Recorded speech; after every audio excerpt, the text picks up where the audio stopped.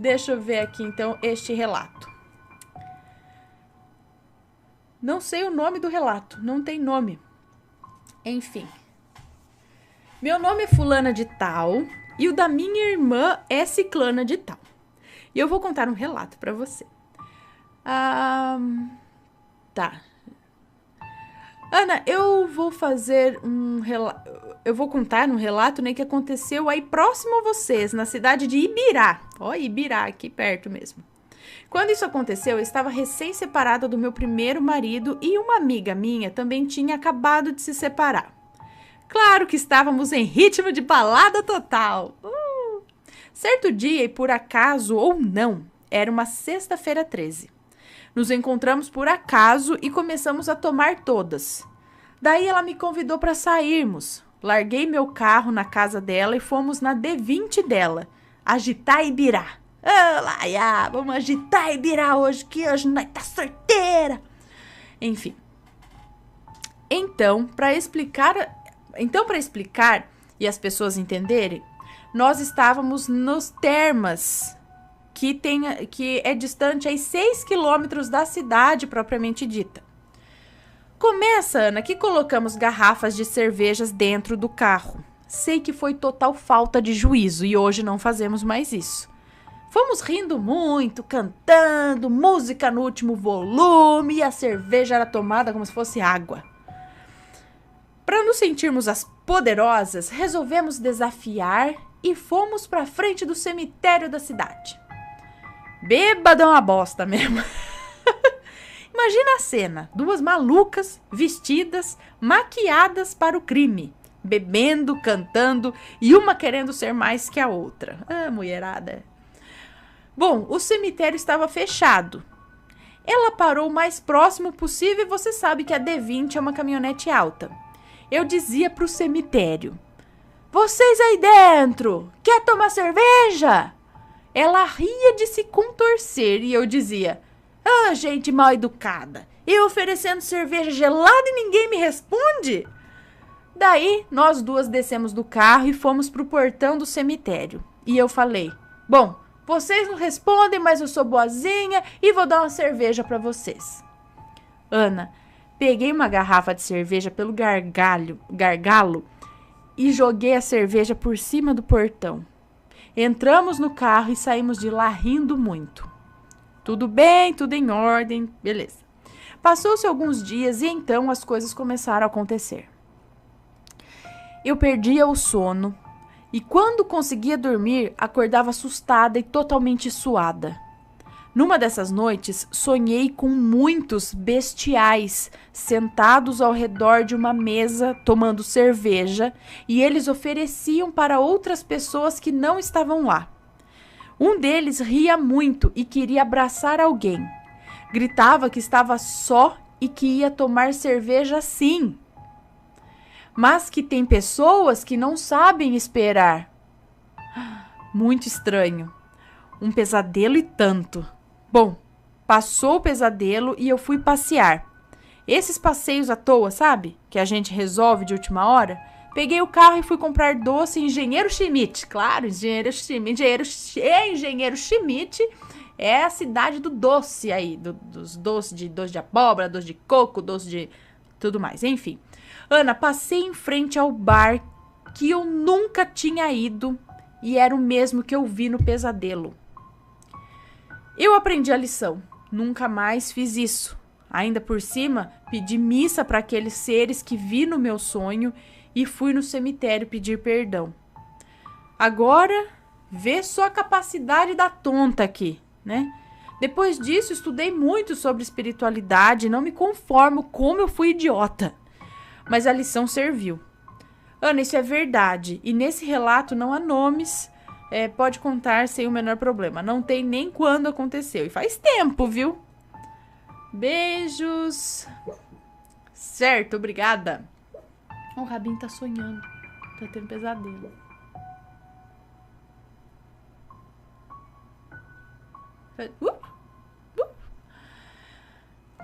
Olha lá, olha só se pode. E oferecer, jogar cerveja no cemitério, oferecer cerveja pros defuntos. Ai, meu Deus, bêbado, né? Como você diz. Mas e no pesadelo, seres bestiais seriam tipo uns monstros com chifres, uns tipo bestas assim, uns bichos feios. E ele falou que queria abraçar alguém, ele falou que ele ia beber sim. E que tem gente que não sabe esperar, ou seja, ele ia beber com você, você tava convidando, e ele foi.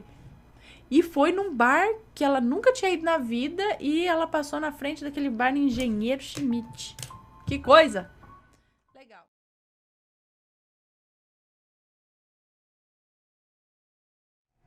Vamos ler e ver do que se trata o bebê melão. No fim é um negócio triste, né? Eu tô dando risada, mas...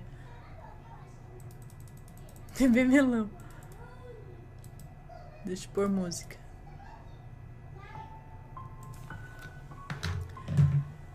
Bebê melão. Boa noite, Ana. O meu relato é sobre uma das experiências em aproximadamente 25 anos em prática mediúnica na doutrina espírita. É uma moça. Não cito pessoas nem cidade, apenas o nome de uma banda de rock estadunidense. Deixo por sua conta avaliar se é conveniente citá-la ou não. Penso que é melhor não. Então vamos aos fatos. É melão.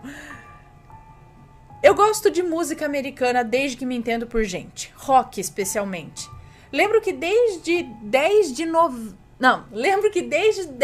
ou 11 anos de idade já ficava ouvindo rádio em busca dessas músicas. Ouço música todos os dias praticamente, então adquiri bastante conhecimento de bandas e estilos com o passar dos anos. Um certo dia, comecei a lembrar de uma música da banda norte-americana, não tem problema falar, Blind Melon, que se tornou famosa na década de 90. Só que não era uma simples lembrança. Ela ficava recorrente na minha mente. Eu dormia e acordava com ela na cabeça. Passei a assistir ao clipe no YouTube pelo menos uma vez por dia no meu celular. O nome da música é No Rain. Assim se passaram semanas. Um certo dia tive curiosidade de saber mais sobre o seu vocalista. Recorri ao Google e li sua história. Ele se chamava Shannon Hoon, assim que fala, e faleceu em 1995 de uma overdose de cocaína, dentro do ônibus da banda. Vi fotos, fases de sua vida, criei links mentais com a sua história e prossegui no costume de ouvir No Rain, pelo menos uma vez por dia, todos os dias, seguindo minha vida. Então, em costumeira tarefa mediúnica, realizada semanalmente às quartas-feiras, tive revelado o sentido dessa história. Amanheci lembrando da música. Cheguei ao centro espírita no horário de costume.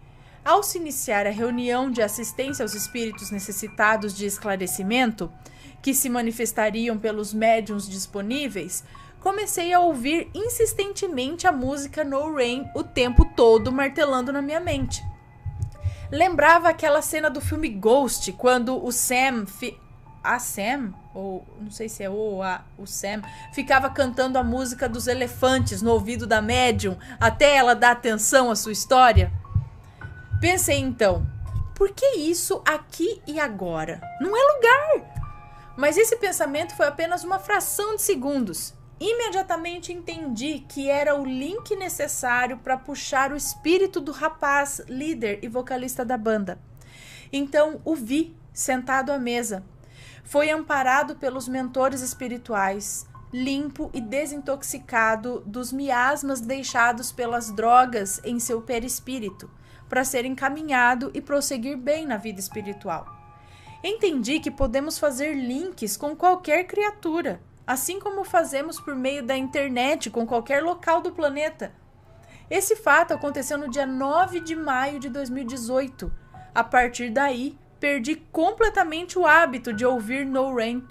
Esqueci completamente o caso, que era apenas mais um nas minhas rotineiras tarefas de comunicabilidade com os espíritos na casa espírita. Um certo dia do mês de setembro do mesmo ano, antes de despertar e ainda naquele estado hipnagógico, essa palavra eu não conheci, entre o sonho e a vigília, vi um lindo bebê, só de fraldas, branquinho, de cabelos claros, semi-ruivos. Ao fundo, uma voz dizia: é o bebê melão. Acordei ainda com aquela frase ecoando em minha mente, mas não dei importância, embora ficasse intrigada com o significado da expressão bebê melão. Segui minha vida. Alguns dias depois, no momento meditativo, tive um insight sobre a visão. Era a informação sobre a reencarnação do vocalista da banda Blind Melon. Era ele, o bebê melão. Agradeço a leitura, não é fácil revelar experiências pessoais, mas creio ser muito instrutivo, pois traz esperança àqueles que creem que a vida continua e que sempre podemos recomeçar. Adoro seu canal, durmo todos os dias ouvindo seus relatos, já tive até a sorte de ter 2 lidos por você. Deus te abençoe e a toda a sua linda família, beijo grande. E aqui ela colocou a letra da música, né? Como que é mesmo? Tava cantando aqui a música. But it's not same. It's not same. Not same. Mas agora não tô lembrando. Eu preciso colocar a música aqui. Não está, menino. I just want someone to... essa música. Enfim. Então, assim, o espírito que seja de outro país, de outra cultura, ele pode vir a se curar, a receber ajuda em outro país que não tem nada a ver. E essa ajuda veio por conta do link que você criou com ele. Então, se pode... Eu não sabia disso. Interessante. Primeiro se estabelece o link com a pessoa. E aí ele pode, através da sua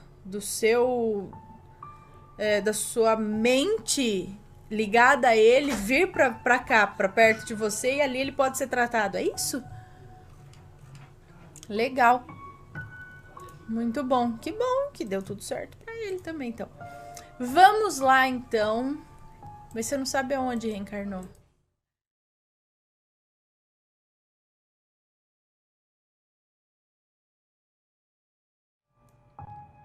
O abraço das sombras, o grito de dor. Vamos ver este.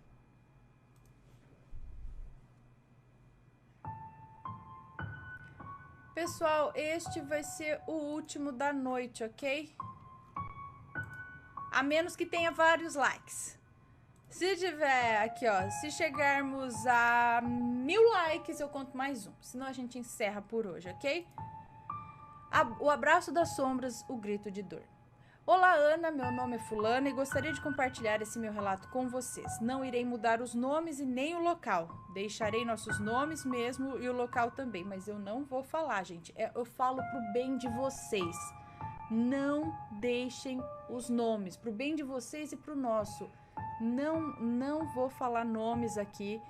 E se vocês falarem nos comentários, no chat, não é responsabilidade nossa, tá?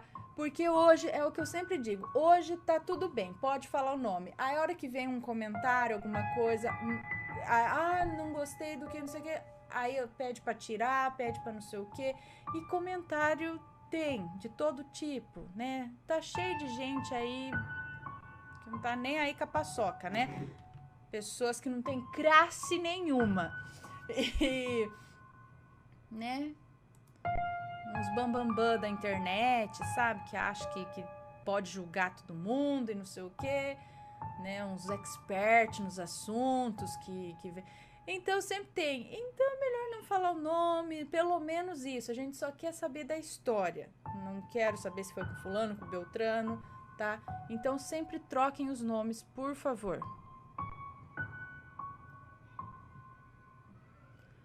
Olá, Ana, meu nome é fulana, tal, bom.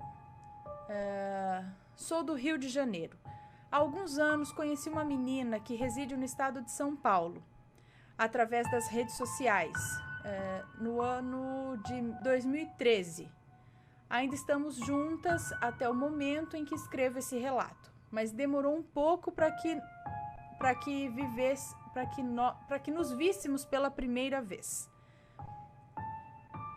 Bem, no final do ano de 2015, pelo que recordo, combinamos de passarmos juntas o nosso primeiro ano novo, isso em novembro. Assim já poderia conhecê-la de forma pessoal e também já conhecer a família dela em uma tacada só. E assim fizemos. Fui para São Paulo e lá chegando passei os 10 dias mais felizes da minha vida. Mas como sou uma pessoa de muita sorte, nada foi flores até o meu terceiro dia de estadia. Naquela noite do meu segundo dia, eu, minha noiva atualmente, na época namorada, e a irmã dela, assistimos a um vídeo de terror o qual de fato era arrepiante. Mas me mantive firme para não pagar de medrosa e logo após fomos nos deitar. Já no meu terceiro dia, à noite também por volta das 2h30, 3 da manhã, a minha namorada já estava dormindo e eu ainda me encontrava acordada. Apenas havia fechado os meus olhos para repouso, mas ainda acordada e sem nenhum sono sequer. Foi quando eu senti algo me abraçando, passando os braços em volta dos meus quadris e colocando a cabeça em cima do meu abdômen. Quando senti, achei que fosse a minha namorada, que havia descido de sua cama e se jogou de qualquer maneira em cima de mim. Foi quando eu disse para aquilo, achando que fosse ela, para que se levantasse e sua mãe não achasse ruim caso entrasse e visse aquela cena. Mas eu não tive retorno de palavras, já que eu havia dito algumas palavras e aquilo ainda permanecia em silêncio. Quando resolvi chamar pelo nome dela, colocando a minha mão direita e empurrando um pouco para trás na cabeça daquilo que me abraçava. Foi quando eu senti algo careca e magro. Foi quando aquele ser deu um grito tão alto, mas tão alto, que naquele momento eu gritei junto. Ana, aquilo gritou de uma tal forma que não era apenas gritos normais, mas sim gritos de horror e de dor. E não apenas bastava estar gritando, mas também pude sentir o seu maxilar se deslocando, sua mandíbula se deslocando de sua face ao empurrar a sua cabeça. Eu me assustei de tal forma que foi aí que a minha namorada acordou e se sentou na cama para me ajudar. Mas até hoje não sabemos o que era aquilo e por que aquilo me abraçou daquele jeito tão forte, como se não quisesse que eu me levantasse dali daquela cama. Mas de uma coisa eu tenho certeza: aquela criatura que estava ali, naquela noite, não veio ao meu encontro, e sim me abraçou apenas por achar que se tratava da minha namorada, já que eu estava deitada na cama dela. E como viu que tive forças para empurrar e me comunicar com ele, ele gritou ao sentir a dor que lhe proporcionei de alguma forma, que nem eu sei explicar, mas desde então eu nunca mais o vi novamente. Espero que goste, um forte abraço. Muito obrigada, um abraço para vocês também. Será que ele ficou bravo? Justamente porque você falou, sai pra lá, não sei o quê, porque você ouviu. Talvez não fosse pra você ver, pra você sentir, mas quando ele percebeu que você viu e que... Aí ele, ficou bravo. Não era pra acontecer isso! Credo, mas que sinistro! Eu, hein?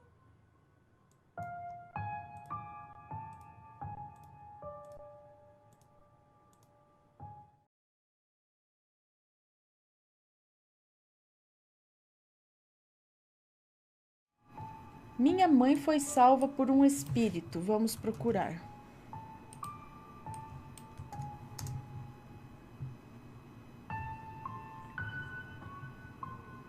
Achei. Olá, Ana, meu nome é fulana, sou de Belo Horizonte, e tenho 33 anos. Acompanho o seu canal há pouco mais de um ano. E apesar de gostar muito dos assuntos sobrenaturais, quem vivenciou um foi a minha mãe. Infelizmente, ela faleceu em junho desse ano. Mas se ela estivesse aqui, tenho certeza que iria adorar ver você contando o caso que aconteceu com ela. Então, vamos contar. Foi há muitos anos atrás, eu nem era nascida naquela época. Minha mãe tinha 4 filhos e eram tempos difíceis. O pai desses meus irmãos a abandonou e ela se viu em tamanha dificuldade que não tinha onde morar com as crianças. Então passou um tempo em uma velha... eu já li esse. Minha mãe foi salva por espírito. Eu já li. Mas vou continuar lendo para quem não lembra. É curto. É bonito. Então ela passou um tempo em uma velha casa abandonada, improvisando com os poucos recursos que lhe restavam. Em uma certa noite de tempestade, enquanto se preparava para dormir com as crianças, surgiu do nada um homem, todo vestido de branco, que começou a andar de um lado para o outro dentro daquele cômodo, olhando sempre para as paredes de alto a baixo. Depois ele foi embora, do nada, do mesmo jeito que entrou. Minha mãe, naturalmente muito assustada com aquilo, não pensou 2 vezes. Pegou os meus irmãos e foi embora dali imediatamente. Pediu abrigo na casa de uma conhecida que a acolheu, visto que ela estava debaixo de uma forte chuva com 4 crianças. No outro dia, com a ajuda dessa conhecida, ela arrumou um outro lugar para morar. E 2 dias depois, a casa em que ela se abrigava desabou. Algum tempo depois, estando ela com sua mãe, contou-lhe o ocorrido. E esta, sem nenhuma surpresa, lhe respondeu que aquele senhor, pela descrição que minha mãe fez dele, era o seu avô, pai dela, que a minha mãe não chegou a conhecer, pois ele havia morrido antes mesmo que ela nascesse. Espero que vocês gostem do relato no canal. Beijos a todos. Ele foi lá e ele ficava olhando para o senhor porque, tipo, isso aqui vai cair, né? E ainda bem que ela entendeu, né, sem entender, né? Ela ficou com medo e saiu de lá, porque, sei lá, um homem tá entrando aqui.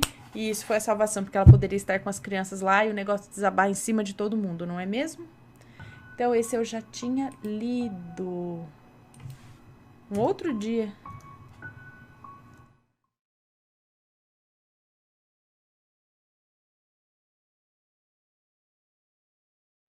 Aqui. Deixa eu ler este daqui, ó.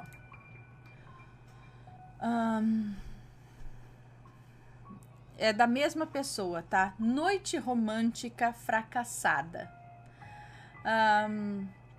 Oi, Ana, olha eu aqui de novo. Sou fulana, tenho 24 anos e não há nomes neste relato. Então, vamos lá. Em uma tarde de julho de 2014, eu e meu atual namorado decidimos sair de carro para namorar. Achamos que seria romântico. Como estávamos enganados. Como a previsão era de lua cheia e céu limpo, decidimos ir até um local mais isolado para apreciar melhor a visão e ficar mais sozinhos, se é que me entende. Paramos numa estrada de terra que ficava mais isolada, próxima à linha do trem, no caminho de uma das represas da cidade. Assim que o carro parou, observamos que no final da estrada parecia ter um homem parado no meio da ruazinha, sabe? Como se estivesse a nos assistir ao longe. Na hora ficamos meio encucados, pois parecia que conforme o tempo passava, ele estava mais perto. Mas ainda assim, parado. Logo combinamos simplesmente de ignorar aquilo e aproveitar o nosso pouco tempo juntos. A noite caiu e com ela a temperatura também. Estávamos tão entretidos um com o outro que acabamos esquecendo, entre aspas, de sair do carro para ver o céu. Como se esse fosse mesmo nosso objetivo ali, né? Mas enfim, no calor da situação que nos encontrávamos dentro daquele carro, eu notei que uma luz se aproximava do mesmo. Mas era estranho. A luz era azul e em formato de uma bola relativamente grande e vinha do meio do descampado para a estrada, como se pairasse no ar. E quando finalmente chegou na traseira do veículo, foi como se tivesse uma explosão de luz que iluminou todo o escuro por uns 15 segundos e depois desapareceu. Mas o interessante é que a luz não refletia sobre as superfícies. Era como se iluminasse apenas o ar. Não sei bem como explicar, mas se fosse uma lanterna, por exemplo, que alguém acendesse no vidro traseiro, ela refletiria no banco e no painel do carro, coisa que não aconteceu, mesmo com toda aquela intensidade luminosa. Meu namorado e eu paramos o que estávamos fazendo e ficamos meio assustados. Quando eu achava que tudo já tinha passado, eu olhei sentido a porta do passageiro da frente e vi por alguns segundos uma moça olhando para dentro. Ela vestia um vestido antigo com espartilho e parecia estar num tom sépia. Meu coraçãozinho gelou. Percebi que só eu tinha visto e pedi com uma voz bem fininha para o meu namorado nos tirar dali. Ele pulou para o banco do motorista e tentou ligar o carro algumas vezes. Era um Opala Diplomata 90. Imagina o meu desespero. Comecei a rezar e o carro finalmente ligou e fomos embora daquele lugar. Tempos depois, meu namorado disse que ali, antigamente, era onde os marginais das redondezas costumavam largar os carros depois de serem roubados e que, infelizmente, algumas pessoas perderam suas vidas ali. Observação. Fala a verdade, né, Ana? Quando somos adolescentes, fazemos cada coisa idiota, né? Me arrependi muito de ter ido àquele lugar. Penso que talvez o que eu tenha visto lá não tivesse a intenção de me assustar, mas tenha sido como um aviso de que ali não era um local seguro e poderíamos estar à mercê de qualquer um com intenções pérfidas. Quando eu e meu namorado nos recordamos disso, vemos o quão fomos estúpidos. Obrigada por ler. Vou enviando cada uma das minhas situações uma por uma. Se juntar, dá um livro. Apesar da pouca idade, eu tenho muito o que contar. Me imagina velha, hein? Serei insuportável. Para tudo terei uma história. Beijinho, Ana. Que Deus ilumine você, o Mateus, os rampirinhos e os assombrados. Muito obrigada. Um beijo para você. Então, até pensei em ser essa luz, uma espécie de proteção ali para vocês, por conta daquele homem esquisito ali que tava lá olhando, vai saber se ele não tinha realmente intenções pérfidas ali e aquela luz ou até aquela moça tenha sido uma espécie de proteção para vocês e um alerta tipo, eu vou te proteger agora, mas põe juízo nas cabeças e não vem mais nesse tipo de lugar, não é? Muito bem, muito bem, muito bem.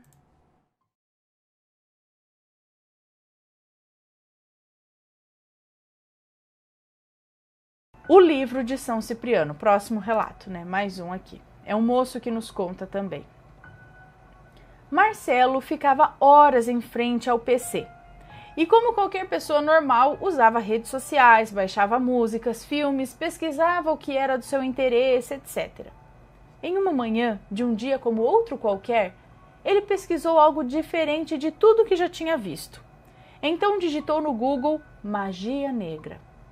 Múltiplos resultados apareceram até que chegou em um nome, São Cipriano, que era um bruxo do qual encontrara um livro online que chamara sua atenção e imprimiu algumas páginas. O livro continha feitiços e rituais satânicos. Marcelo ainda assim não hesitou em ler o livro, e assim o fez. A primeira leitura foi numa tarde. Estava em seu quarto quando pegou as páginas e terminou de ler a primeira, e foi quando já ia ler a segunda, escutou um berro em seu ouvido, seguido de um vento da esquerda para a direita. O susto foi tão grande que ele atirou o livro para cima. Logo mais à noite, Marcelo foi dormir tentando esquecer aquilo, mas acordou durante a madrugada, e quando viu no relógio, era 3 horas da manhã. Ele pensou, nunca acordei essa hora.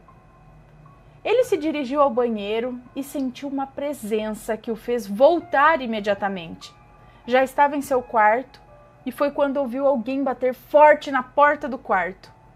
Em estado de pânico, ele não dormiu aquela noite. No dia seguinte, contou para o Rodrigo, seu amigo, que era um cara extremamente descrente para essas coisas, e disse: "Ah, Marcelo, isso não existe." E o Marcelo disse: "Existe sim, Rodrigo. Se duvida, então leia você mesmo." Então o Rodrigo levou as páginas para casa e leu, entre 7 e 9 horas da noite. Mas nada aconteceu. Ele foi dormir às 10 horas da noite e acordou na madrugada com um alarme do celular. Mas disse: "Ah, foi alguém que mexeu, né?" Então ele foi até a cozinha tomar um copo d'água e escutou uns passos de cascos, como se fosse um boi ou um cavalo. Nesse momento, ele derrubou o copo no chão, fechou os olhos e escutou uns passos de alguém que corria os passos de alguém que corria ao seu redor e depois vinha em sua direção, parando em sua frente. E quando ele abriu os olhos para ver o que era, ele não viu nada. Naquela noite, Rodrigo também não dormiu. No dia seguinte, encontrou Marcelo e disse: "Você tinha razão. Essas coisas existem mesmo." E nada mais aconteceu com eles e decidiram então nunca mais mexer com isso.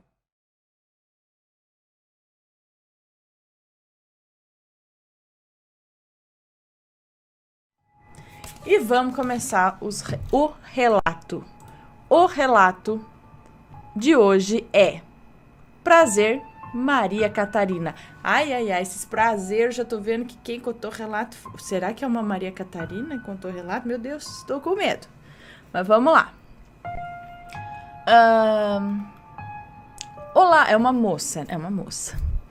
Olá, Ana, conheci seu canal através de uma grande amiga minha, que me encheu de curiosidade sobre o trabalho de vocês e fez com que eu começasse a acompanhar de mansinho todos os vídeos e hoje cá estou enviando relato e totalmente viciada. Obrigada por nos dar essa chance de contar nossas histórias e levar a sério o sobrenatural. Este relato não será sobre mim, mas sim sobre a história da minha mãe. Todos os nomes desse relato já foram devidamente trocados, tá? Então, sobre a minha mãe Edna, os nomes já estão trocados. Atualmente, Edna, minha mãe, encontra-se com os seus 60 anos de idade. É baixa, magra, de cabelos grisalhos, pois se recusa a atingi-los, e muito meiga. A minha mãe, apesar de tudo que já passou na vida, nunca perdeu a sua essência. Sempre manteve uma doçura no olhar, nos gestos, algo que é natural dela. A partir daqui, narrarei a sua história de vida do ponto de vista dela, ou seja, falarei em nome da minha mãe. Portanto, o texto estará em primeira pessoa. Então, a partir de agora, quem passa a nos contar o relato é a mãe dela, a Edna, entre aspas. Nasci numa família de 5 irmãos, sendo eu a mais velha de 2 irmãs mulheres que havia na casa. A minha mãe, uma pessoa extremamente fria, não sabia acarinhar seus filhos, tampouco demonstrar sequer um gesto de carinho para conosco. Ela sempre foi muito rígida, muito fria. Sempre que fazíamos algo que não fosse de sua aprovação, ela nos batia de cinto. Batia até seu braço cansar, meu Deus. Por isso, a temíamos mais do que tudo nessa vida. Éramos crianças, pequenas mesmo, mas me lembro bem que aos 7 anos de idade eu já varria a casa, já olhava comida no fogo. Lembro-me bem de levar um jarro de água fervente no braço porque esqueci de... Lembro-me bem de levar um jato de água fervente no braço, porque esqueci de olhar o arroz que havia queimado no fogo. E isso desagradou por demais a minha mãe, que gritava em meu rosto como eu era desleixada e que agora não teríamos mais arroz no almoço, por minha culpa. Ela, por sua vez, sempre estava muito bem arrumada em casa. Roupas impecáveis, batom, perfume. Quem a visse diria que ela estaria pronta para sair. E pronta para sair, ir ao comércio da nossa cidade, mas não. Era assim que ela ficava sempre, sentada na sala vendo TV, enquanto nós, seus filhos, fazíamos todos os serviços. A minha companheira de afazeres domésticos era Magalene. Que nome! Magalene, a minha irmã. 1 ano mais nova do que eu. Tão pequenina, com 6 anos, parecendo mais ter 4 anos, de tão miudinha que era. Sempre fingíamos que tudo aquilo era uma grande brincadeira de casinha e que arrumar a casa, olhar panelas no fogo, bater roupas na beira do poço... Sim, éramos nós que lavávamos as roupas de toda a casa, em um poço que havia perto da nossa residência. Como não tínhamos muita força no braço para esfregar e tirar toda a sujeira, batíamos a roupa na pedra e a colocávamos no sol, para ajudar a tirar todas as manchas. Na volta para casa, minha mãe conferia peça por peça, e aquela que ainda permanecesse suja, ela nos batia e fazia com que voltássemos e lavássemos tudo de novo. Isso é frustração da vida, né? Que começa a descontar nas crianças. Enfim. Batia e fazia com que voltássemos e lavássemos tudo de novo. Mesmo que a sujeira estivesse em apenas uma peça, éramos obrigadas a lavar toda a roupa novamente. Devo dizer que a nossa infância foi bem dura, pois tínhamos muito trabalho a fazer e quase não brincávamos. Como disse antes, para amenizar tudo aquilo, eu e Magalene fingíamos que estávamos brincando de casinha e que todas aquelas tarefas faziam parte da brincadeira. Você deve estar se perguntando, Ana, e o pai dessas crianças? Bem, meu pai era alcoólatra, daquele tipo que bebia de domingo a domingo, chegava em casa bravo, batia na minha mãe, batia em mim e nos meus irmãos. E olha que na época o meu irmão menorzinho tinha apenas 1 ano de idade e nem ele o meu pai poupava. Batia nele também e depois ia dormir. Acredito que toda frustração e raiva concentrada em minha mãe, ela descontava em mim e em meus irmãos, já que ela não tinha para onde ir e era obrigada a conviver com aquele homem do qual claramente ela não gostava mais. Era visível isso. Também, quem que vai gostar de quem, né? Muito pelo contrário. Era anos 70. Eu havia completado 10 anos de idade. E quando abri pela manhã o portão do jardim da nossa casa, para varrer a calçada do lado de fora da rua, percebi que tínhamos vizinhos novos. Ou melhor, uma vizinha nova, que estava naquele exato momento colocando sua mudança para dentro da casa. Vizinha a nossa, muito arrumada, alta, magra, loira, muito bonita e simpática.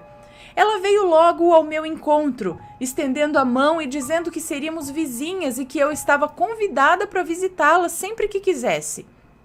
Que ela adorava crianças. Mas Deus não quis que ela tivesse as suas próprias e que por isso considerava todas as crianças que conhecia como suas. Seu nome? Maria Catarina. Ela, Maria Catarina, achei que já era a avó, mas não é a vizinha. A vizinha, meu Deus, olha lá. Considerava todas as crianças que conhecia como suas. Seu nome?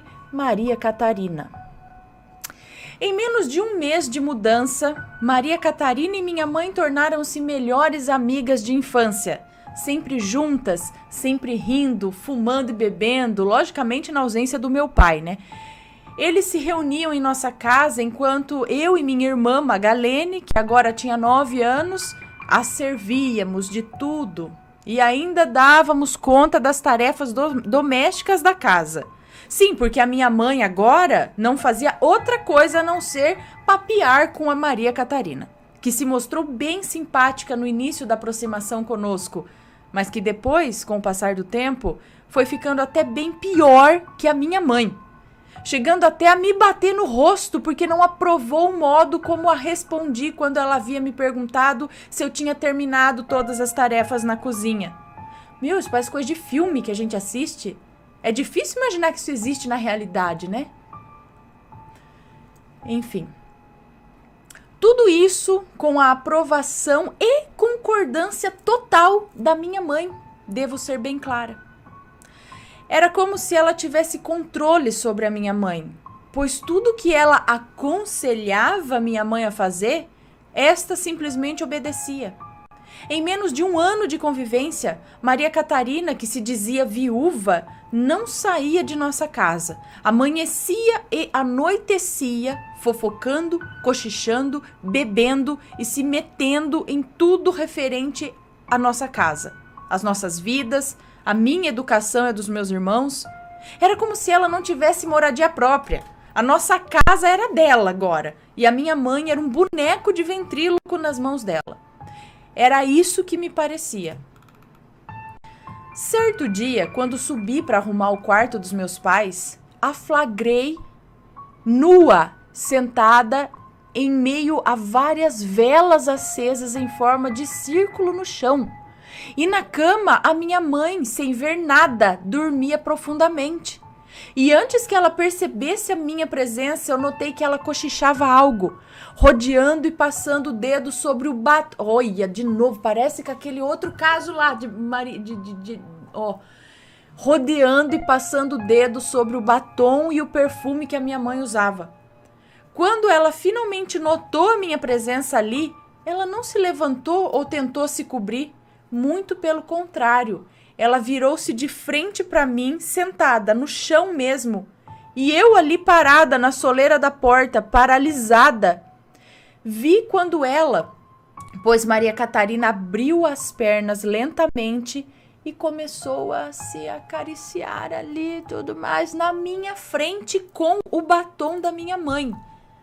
Gente do céu! Eu estava apavorada com aquela cena. Eu nunca tinha visto aquilo. Eu era uma criança de 10 anos e eu não entendia por que aquilo tudo estava acontecendo comigo. A minha mãe não acordou. Eu corri e desci as escadas muito assustada, pois o quarto da minha mãe ficava no primeiro andar. Foi quando meu pai chegou bêbado, abrindo a porta da sala e subindo para o quarto, e nós ficamos ali parados embaixo da escada, sem saber o que fazer, o que dizer, à espera de algum barulho, alguma discussão, à espera que o meu pai expulsasse ela de lá, já que quando ele estava bêbado, era sempre tão estúpido, tão bravo. Mas nada. Um silêncio total tomou conta da casa. A porta do quarto se fechou lentamente e, por mais absurdo que pareça, os três ficaram ali, naquele quarto, toda a noite, sem que nós pudéssemos ouvir nenhum barulho, nada. Eu e meus irmãos dormimos todos no meu quarto, juntos, agarrados, abraçados e rezando para que nada de ruim nos acontecesse ou a nossos pais. Como eu era inocente naquela época. No dia seguinte, quando acordamos, demos de cara com Maria Catarina, minha mãe e o meu pai rindo e tomando café juntos. Foi quando Catarina disse a todos nós que frequentava um terreiro muito famoso e muito bom de nossa cidade e iria nos levar lá. Mas que de início apenas o meu pai e a minha mãe poderiam já se iniciar no terreiro e depois ela levaria as crianças. E assim ocorreu. Meu pai e minha mãe começaram a frequentar esse terreiro que posteriormente, pesquisando os ritos e magias utilizados ali, descobri que era da Quimbanda. Após 3 meses frequentando esse terreiro, a minha mãe, que já era uma pessoa difícil, passou a ser insuportável, sempre obedecendo às ordens da Catarina. Ela agia estranho, não dormia mais, vagava pela casa durante a noite, mal comia e sempre bebia muito. Dizia estar sendo acompanhada por vultos negros que não a deixavam em paz e faziam com que ela vomitasse quando tentava se alimentar. Com o passar do tempo, ela foi adoecendo, definhando. Mas não procurava o médico, pois acreditava nas palavras de Maria Catarina, que dizia sempre a ela que o terreiro a iria curar. Cerca de 2 anos depois, ela viria a falecer, vítima de um câncer de estômago, pesando 35 quilos. Nessa época eu havia completado 15 anos e após a morte de minha mãe, Maria Catarina se mudou de uma vez para nossa casa e assumiu o caso que tinha com meu pai. Coisa que para nós não era segredo algum. Eu acredito até que a minha mãe sabia do fato também. Agora, porque ela não ela sabia do fato também. Agora, por que ela não reagia, não tomava uma atitude e sempre obedecia em tudo a Maria Catarina? Até hoje eu não sei. Era como se ela estivesse sob o domínio dela. Era muito estranho. Ah, depois de pegar o batom, fazer tudo aquelas coisas lá, você acha que não tava? Bom, nossa vida, que já era ruim, com a chegada em definitivo de Catarina em nosso lar, agora havia se tornado um inferno. Ela passou a querer controlar tudo. E quando falo tudo, é tudo mesmo. Desde as roupas que eu e os meus irmãos usávamos, até a comida que preparávamos, o horário que podíamos estudar, tudo. Até o comprimento dos nossos cabelos. Ela chegou a cortar de faca o cabelo da Magalene, a minha irmã de 14 anos, que esperneava enquanto meu pai a segurava para Catarina cortá-lo. Dizia ela que cabelo grande dava muito trabalho e gastava muito shampoo e era um luxo para quem tinha dinheiro para manter, coisa que nem eu e nem minha irmã possuíamos. Meu pai era um boneco na mão dela, fazia tudo o que ela queria e através do terreiro ela conseguiu controlar a sua bebedeira. Ele só bebia quando ela oferecia e eu sempre a via dizer palavras inaudíveis no líquido ao qual ela oferecia para o meu pai beber. Todas as quartas-feiras, pessoas ligadas ao terreiro o qual ela frequentava iam à nossa casa, jantar e fazer rituais. Numa dessas visitas, o pai de santo, o qual ela chamava de... Os nomes estão trocados, né? De pai André, sei lá, ficou muito interessado em mim. Devo dizer que ele mais parecia o meu avô, de tão velho que já era.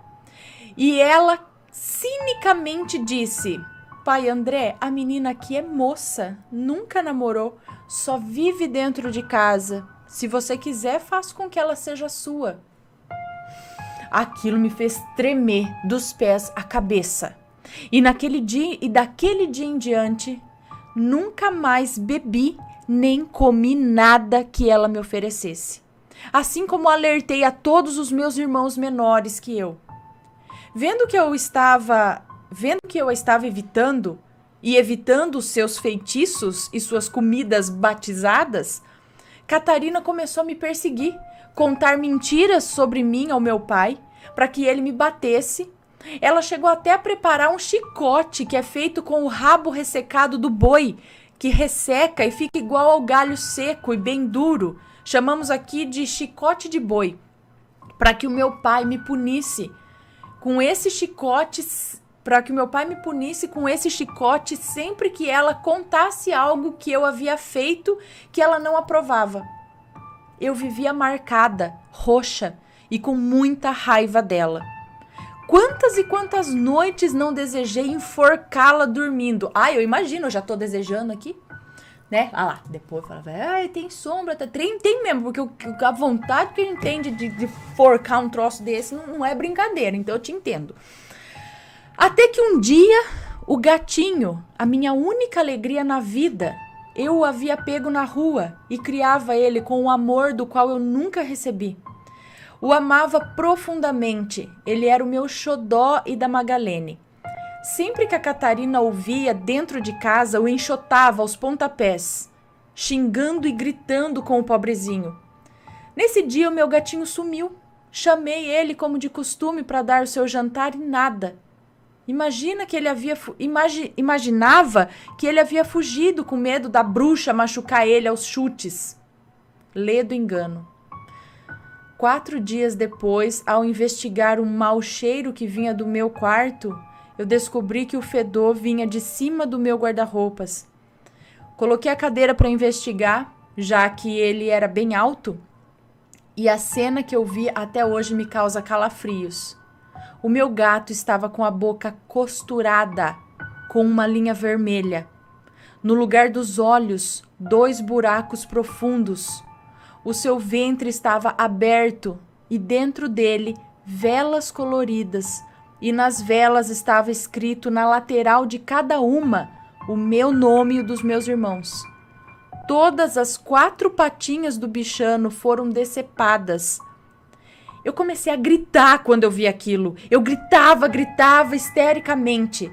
Foi quando os meus irmãos correram e me ajudaram a descer da cadeira e a Magalene, a minha irmã, tratou de tirá-lo dali e fazer com que ele fosse enterrado.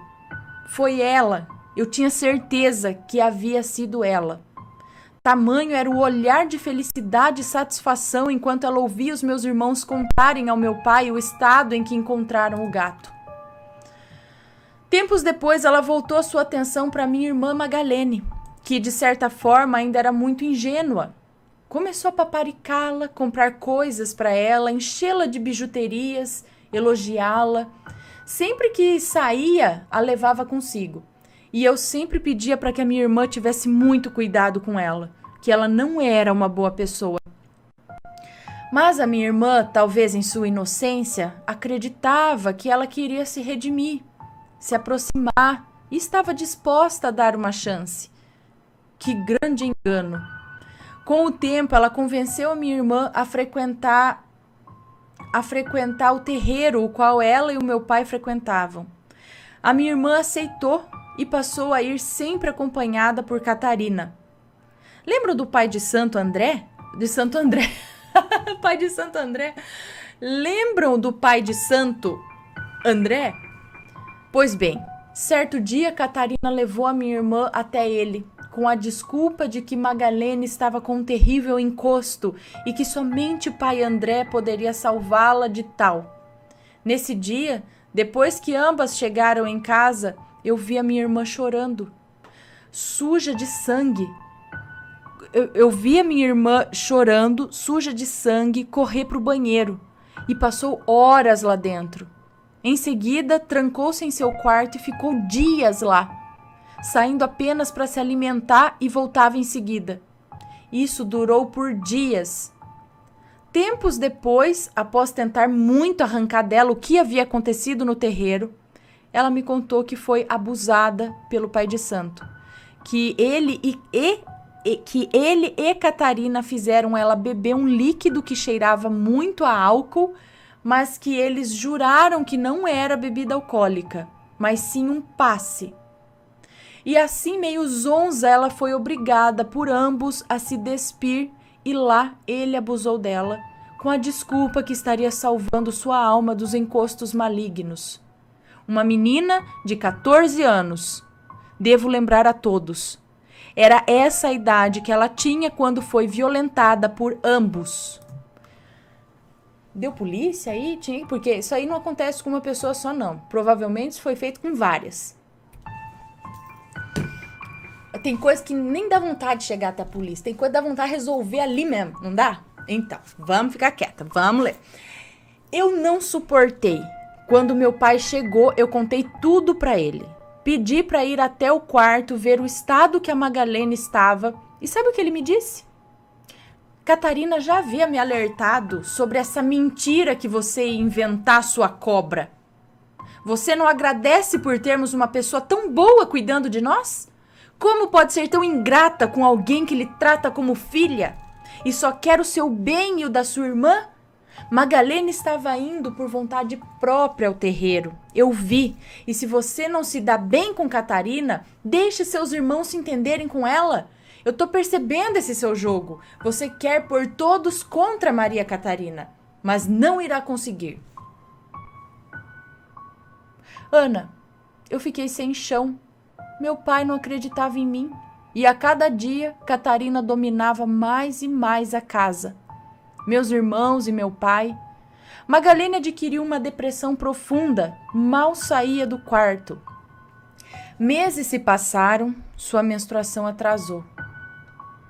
E o que mais eu temia aconteceu. Ela estava grávida, vítima da violência que havia sofrido. e só tínhamos uma a outra, pois Catarina já havia conseguido encantar todos os meus irmãos e o meu pai para si. Todos a defendiam. Quando se viu grávida de um estuprador aos 14 anos de idade, a minha irmã não suportou tamanha dor. E naquele ano, no mês de dezembro, com 3 meses de gestação, ela tirou a própria vida, se trancando no banheiro e cortando os próprios pulsos. Meu pai que a achou. Depois de notarmos a sua ausência na casa, era tarde demais. Meu pai que a achou depois de notarmos a sua ausência na casa. Era tarde demais. Ela já havia sangrado por um longo período, trancada naquele banheiro, sem que ninguém desse por falta dela. Eu havia perdido a minha única amiga, a minha companheira de sofrimento, uma jovem que não teve tempo de crescer, amadurecer, viver e ter a sua própria família, de ter seus próprios filhos, vê-los crescer, assim como eu tive essa chance. Após o velório de Magalene, Catarina já estava em seu quarto, revirando suas coisas e vendo o que dela poderia usar e tomar para si. Eu não suportei ver aquilo e parti para cima dela, a mordi, arranhei, bati, belisquei e ainda tirei algumas mechas de cabelo que vieram em meus dedos quando meu pai e meus irmãos me tiraram de cima dela, que chorando gritava e me chamava de louca. Anos se passaram e eu ainda vivia sob o mesmo teto que Catarina. Eu não falava mais com ela, eu soube pelos meus irmãos que ela deu a ideia de fazer um seguro no nome do meu pai. E adivinha quem era beneficiário? Pois é, ela. Após a realização deste seguro, ela passou a fazer comida para o meu pai. Queria eu bem longe das panelas, da cozinha. Aproveitei isso e me agarrei com unhas e dentes aos estudos, conseguindo fazer uma faculdade e me formar como professora. A cada dia que se passava, o meu pai estava mais e mais doente, definhando, igualmente a minha mãe, se tornando uma caveira ambulante. E Catarina preparando a sua comida especial para ele, que ainda continuava cego e fiel a tudo que ela dizia. Meu pai faleceu vítima do mesmo câncer que havia ceifado a vida da minha mãe. Coincidência? Nunca saberei. Com a morte dele, Catarina herdou tudo. Casa, pensão, carro, tudo. E ainda o seguro, que a fez viajar e curtir um bocado da vida. Meus irmãos, com o tempo, seguiram seu caminho. Uns casaram, outros foram morar em outro estado para arranjar trabalho ou estudar. Eu, já formada, lecionava, segui minha vida. Com o tempo, consegui juntar dinheiro e alugar um canto só para mim. Finalmente, eu podia dormir tranquila, sem ter que ter medo de ser atacada durante a noite ou envenenada durante o jantar. Eu estava livre de Catarina. Tempos depois, conheci o rapaz que viria a ser meu marido, hoje. E finalmente, pude conhecer o amor. Ele, assim como eu, professor também, logo me chamou para morarmos juntos e após o nascimento do meu primeiro filho, oficializamos a nossa união. Eu tive 3 lindos filhos, uma delas te escreve esse relato. Sou a avó mais coruja desse mundo, viajo, namoro e curto a vida ao lado do meu velhinho. E hoje posso te dizer de boca cheia, eu sou feliz. Sou feliz por mim e por minha amada irmã, que sei que me acompanha até os dias de hoje, cuidando e protegendo. Ela sempre está em minhas orações. Sobre Catarina, soube que ela chegou a se envolver amorosamente com o André, o pai de santo do seu terreiro, e este, por sua vez, a fez passar tudo para ele.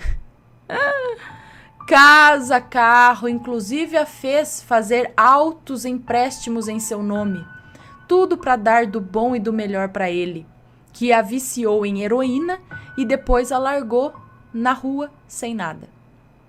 Catarina chegou a ser moradora de rua e a última notícia que tive dela é que ela foi recolhida por um lar que cuida de idosos e que através da pensão que ela ficou recebendo do meu pai, esse asilo cuidava dela por lá. Sobre a sua morte e de como foi os seus últimos dias de vida, eu não tenho notícia, pois essa foi uma parte da minha vida que eu resolvi esquecer.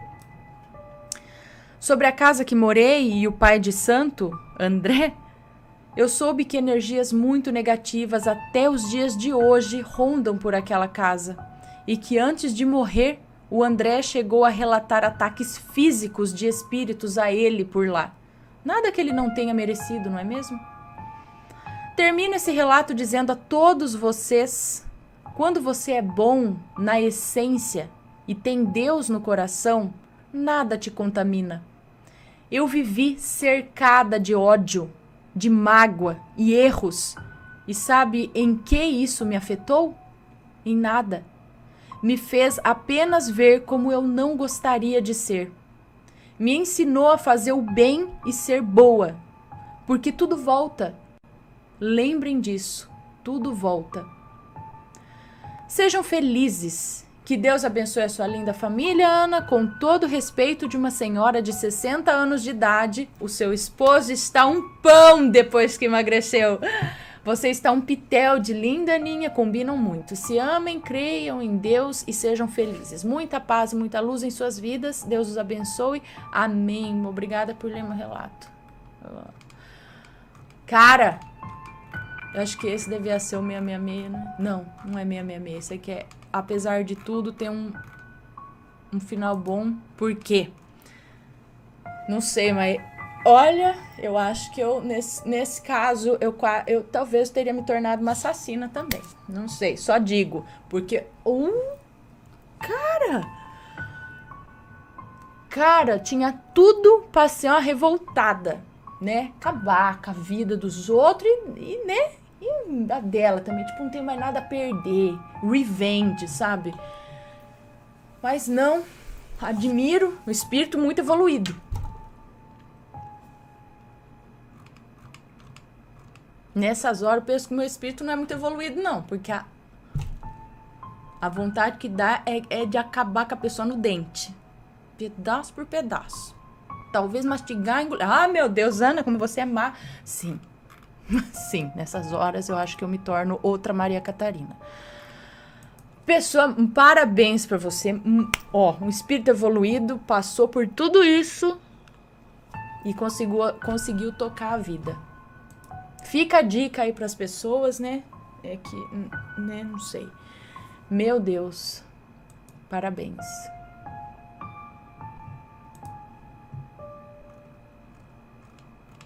Como tem gente ruim no mundo, eu falo, gente.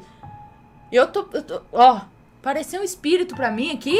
Eu falei, beleza, e aí? Que tu manda, né? Agora, começar a perceber uma Edith, uma Maria Catarina aí pros lados, você já...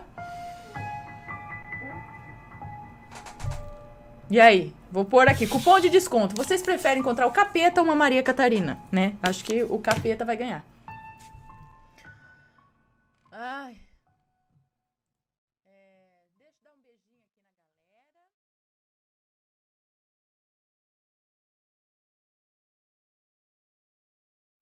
Qual que é? É esse aqui. Mexi em uma macumba quando criança e a entidade veio atrás de mim. Olha que perigo. Olá, Ana, tudo bem?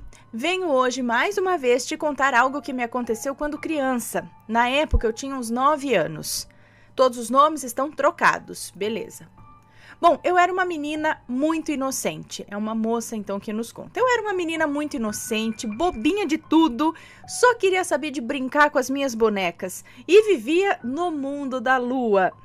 Eu sou filha única, e quem é filho único sabe o quão solitário é não ter com quem brincar. Sendo assim, eu vivia falando sozinha, fantasiando, como se tudo na vida fosse uma história muito emocionante. Tipo um conto de fadas. Eu morava com a minha avó e com o meu pai. Em uma tarde de verão, eu saí com a minha avó para ir ao posto de saúde do bairro em que eu morava. Minha avó já com seus 50 e poucos anos, com vários problemas de saúde e muitas varizes nas pernas. Ela andava bem devagarzinho, assim, com cautela, sabe? E eu vinha à sua frente, correndo e brincando, descendo a rua do posto de saúde, indo embora para... Eu vinha à sua frente correndo e brincando, é isso, descendo a rua do posto de saúde, indo embora para casa. E aí no caminho, nesse caminho, né, indo embora para casa, nós passamos por uma praça bem antiga, cheia de árvores, bem grande, que ficava do outro lado da rua, perto desse postinho. Eu fui correndo, brincando pela praça e me afastei da minha avó. Correndo, eu cheguei no meio da praça, onde tinha uma árvore muito grande, muito antiga, com raízes enormes. O chão ao redor da árvore era todo trincado por conta das raízes.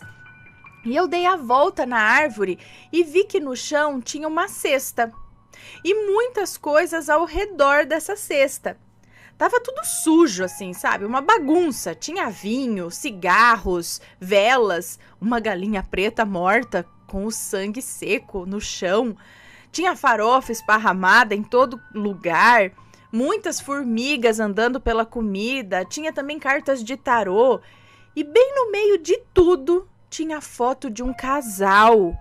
A foto estava partida ao meio. E eu, com toda a inocência de uma criança, vendo tudo aquilo, pensei: alguém veio fazer um piquenique aqui. Teve algum imprevisto e deixou essas coisas aqui. Ai, judiação, olha a inocência. E foi aí que eu fiz uma coisa que eu me arrependo até hoje. Eu peguei as cartas de tarô. Eu peguei as cartas de tarô, limpei a farofa que estava em cima, sacudindo as cartas, e dei a volta na praça, indo de encontro com a minha avó. E contei que alguém esqueceu as cartas lá, e eu tinha pegado para mim. Ela achou estranho, mas com o cansaço e aquela vontade de chegar logo em casa, deixou isso para lá e me deixou ficar com as cartas.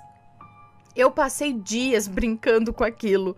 Eu brincava como se eu fosse uma cigana e qualquer pessoa que eu via, eu lia o futuro da pessoa com aquelas cartas. A pessoa escolhia uma das cartas viradas para baixo, né, que estavam viradas para baixo, a pessoa escolhia uma e eu, olhando para a carta, inventava alguma coisa com toda a imaginação que eu tinha na época. Bom, os dias foram passando e eu seguia brincando com aquilo. Até que os dias foram passando. Será que 3 dias depois? Ou 3 meses depois? Eu não sei, ela só colocou aqui. Até que 3 depois, minha tia, irmã do meu pai, veio em casa tomar um café. E conversando com a minha avó, disse: nossa, no final de semana eu fui no culto e tinha um trabalho feito para separar algum casal em frente à minha igreja, lá na pracinha tal. Tava cheio de comida, bebida e tudo que não presta lá. Palavras dela, tá? E mencionou também as cartas de tarô. Eu, do meu quarto, escutava as duas conversando e me arrepiei inteira. Fui até a cozinha com as cartas nas mãos e contei que eu peguei as cartas da macumba sem saber. Na minha cabeça inocente era apenas um piquenique, poxa. Fiz realmente na inocência. Hoje eu jamais mexeria, mas, voltando ao relato, a minha tia me orientou a jogar aquelas cartas num rio que tinha nos fundos lá da minha casa. Disse que a água corrente quebraria o mal que estaria ali, ou que possivelmente estaria ali. Fiz o que ela disse e depois orei, pedindo perdão a Deus e pedindo para ele me proteger, pois eu fiquei com medo daí, né? Fiquei com medo de alguma coisa vir atrás de mim, me cobrar pelo que eu fiz. Bom, passaram-se mais alguns dias.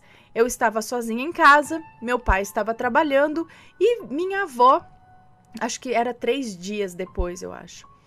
Meu pai estava trabalhando e minha avó tinha ido na padaria, que era pertinho de casa. A TV estava desligada, estava um silêncio absoluto. E de repente eu ouvi uma voz feminina e muito assustadora dizendo em alto e bom tom: você mexeu no que foi oferecido a mim. Você não tinha esse direito. Eu ainda vou pegar você um dia. Isso não vai ficar assim. E eu ouvi depois, né, por fim, uma gargalhada maléfica. E ficou tudo quieto novamente. A voz falava tão perto que parecia que estava dentro do meu quarto junto comigo. Mas eu não via ninguém. E do lado da minha casa tem uma horta do meu pai, onde ele planta verduras e coisas do tipo. Atrás da minha casa tem um rio. E, enfim, então, atrás da minha casa tem um rio. Ou seja, eu não tenho vizinhos próximos, grudado com a minha casa, assim, não tem. Então, da onde veio aquela voz? Isso me deixou atormentada por anos, com medo daquilo. No decorrer da vida, eu sempre me senti observada por uma mulher e muitas coisas estranhas já aconteceram. E eu sempre tentava ignorar isso e pensar que a minha mente é que criava aquilo, por conta do medo que eu tinha, né, da situação e tal. Até que agora, em 2022, 10 anos depois do acontecimento relatado com as cartas de tarô, uma noite eu sonhei que estava sendo perseguida mais uma vez. E eu corria muito, desesperadamente, até que eu cheguei em um lugar estranho, do qual eu não... até que eu cheguei num lugar estranho, o qual não conheço. E em uma mesa de pedra havia uma cigana. E eu fui ao encontro dela, fui em sua direção e a questionei o motivo disso tudo. Chorei e disse que eu não fiz por mal. Eu era uma criança, poxa. E ali, diante dos meus olhos, eu a vi mudar. Ela mudou a postura, mudou a feição e até a voz, sabe? Era a mesma pessoa, mas parecia ser outra. Ela incorporou alguma coisa diante dos meus olhos. E a minha vontade era correr dali no sonho, né? Mas eu sabia que eu não podia. Veio a vida toda... E eu venho a vida toda com essa pendência pela minha imprudência. Respirei fundo e encarei a cigana. Isso tudo no sonho. Em silêncio, ela me disse... Respirei fundo e encarei a cigana em silêncio. E ela me disse com a mesma voz da mulher que eu ouvi lá no meu quarto 10 anos atrás.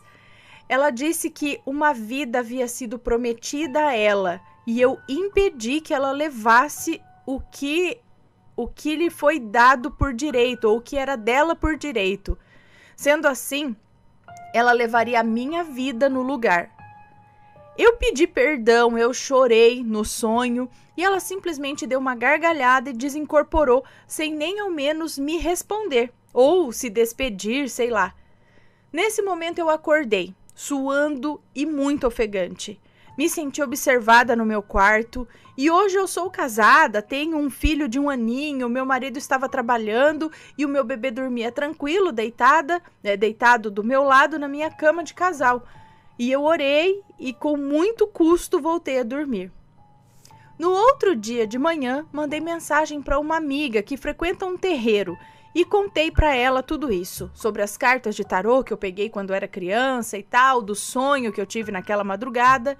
E ela me disse que provavelmente foi só o meu medo que me fez manter isso tão vivo na minha vida. E talvez o meu sonho foi apenas um sonho para eu me acalmar, para eu seguir a vida. Olha, Ana, eu não sei, mas foi o sonho mais vivo que já tive na minha vida. Não parecia nem que eu estava dormindo. Eu sou evangélica, nunca frequentei terreiro nem nada, nunca vi alguém incorporando. E no sonho eu vi perfeitamente diante dos meus olhos. E Ana, eu sei o que eu vi. Foi real. Não tinha como imaginar toda aquela conversa e a incorporação. Olha, foi assustador.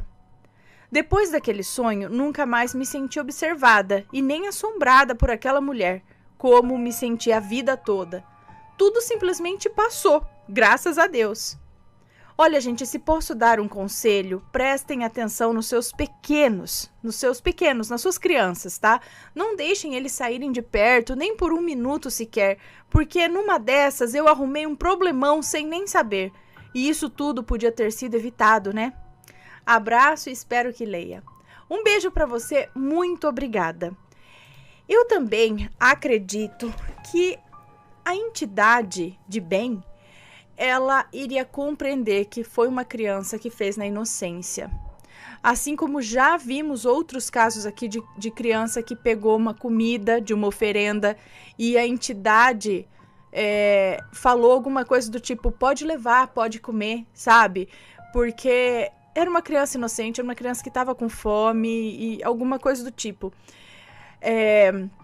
Você nem sabia que aquilo era uma oferenda, achou que era um piquenique, era uma criança de 9 anos, é isso? 9 anos, inocente. Eu não acredito que ela ia te perseguir o resto da vida pra levar a tua vida embora. E nem sei se aquilo lá era uma pombagira, de verdade, né? Eu também não conheço muito assim, mas já ouvi dizer que tem alguns espíritos baixos que se fazem passar por algumas entidades, né? Fazendo, inclusive, esse negócio de, por exemplo, foi pedido a ela para ceifar a vida de alguém. E aí, como ela não conseguiu, ela vai fazer isso. Eu tenho certeza que muita gente aqui da Umbanda, enfim, vai dizer que não, ela não faria isso. O que eu penso é que a própria moça aí, do terreiro aí, amiga, que falou com você viu que ela falou também, provavelmente é o seu medo, porque uma entidade mesmo, se for uma dessas, ela não ia fazer isso, né? Perseguiu a vida inteira e tentar roubar, pegar a tua vida, porque na inocência você pegou ali o tarô. Eu também acredito que não, mas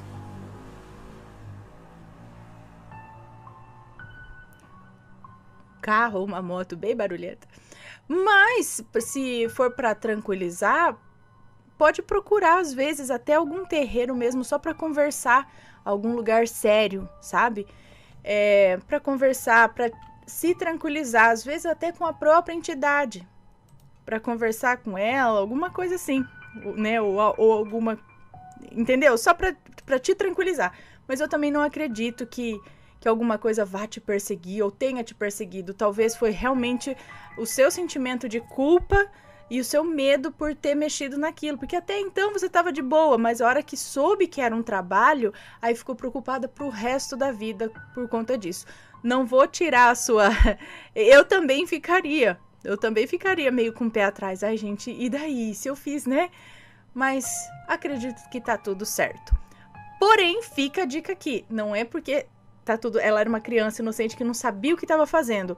Mas muita gente vai lá e mexe porque não acredita. Mas eu tô falando, se você não acredita, respeita, porque aquilo foi alguma coisa colocada por alguém que acredita. Então é a mesma coisa de você invadir, sei lá, ir lá no cemitério e começar a arrancar as velas do cruzeiro. Ah, porque eu não acredito nisso, aí você vai lá e arranca as velas. Você entra na igreja e fala, eu não acredito que isso daqui. Aí você vai lá e não, cada um respeita, tá ali? Então a pessoa fez. Já ouvi dizer também que não é o correto você deixar essas coisas na rua, né? Que tem o local certo para se fazer isso, dentro do próprio espaço lá, do terreiro, não sei. Enfim, né? Mas respeitem. Se você vê alguma coisa, se você não acredita, não faça nada. Não vá mexer. Porque aí sim, se você mexer por desrespeito, sabendo o que você tá fazendo ou desafiando, aí eu já não posso garantir nada. Aí até diria que talvez você pudesse me mandar um relato depois de fazer alguma coisa.